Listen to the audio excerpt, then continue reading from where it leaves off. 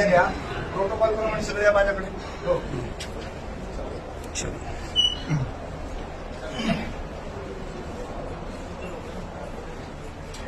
नाही नाही घोषणा नाही देतो. घोषणा नाही. तेवढं तरी हो हो प्रॉपर.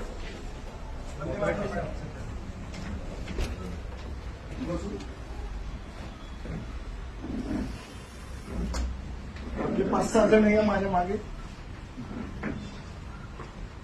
आज 2 निवेदनं द्यायला आलो.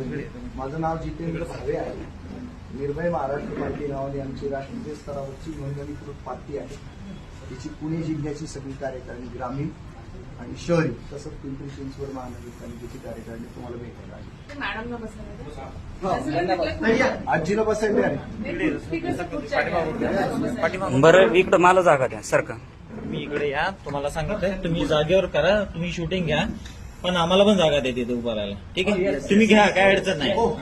थोडस इकडे तू मोकळेपणाने तिकडून ये. ते ओढू राहिले इकडे तिकडे करू राहिले काही कळू काय राहिलं? हो करू द्या ना, मोकळं करू द्या ना. कशाच्या भूमिकेत राहू नका हो. तापू नका तुम्ही, ते सगळं शांततेत चर्चा होणार आहे. तुम्ही चर्चेत हा. जा, आमच्या पण तुम्ही अधिकारांतर्गत cooperate करा. आलेलो आहोत सर. हा, हा. cooperate आम्ही- करा. नाही, नाही. फक्त तुम्ही हे करू नका की आम्हाला हेच पाहिजे आणि हेच पाहिजे. मॅडम आहेत आता, सबक्ष मॅडम जर बोलताय तर त्या सर त्यांची काहीच तक्रार नाही, काहीच तक्रार तक्रार नाही. तुम्ही- तुम्ही खालपासून तुम्ही तक्रार आणि विरोध हा. करताय. त्यांनी सुद्धा खूप बोलले. तुम्ही आम्हाला मोकळीक द्या सर, तुम्ही थोडं बाजूला आणि सरका. तुमच्यासारख्या अधिकाऱ्यांमुळेच आहे ना गुलाम झाली जनता. हा. तुम्ही प्लीज मागे सरका. आमचा देश आहे, आम्ही सांभाळू तुम्ही व्यवस्थित. थोडं बाजूला सरका, मला जागा द्या. मॅडम आहेत. मला व्यवस्थित करू द्या, तुम्ही बाजूला सरका थोडी. हा. तुम्ही बाजूला सरका ना, मोकळं उभे राहू द्या ना तुम्ही. खालच्या बाजून सगळं लफडं चालू आहे इथं.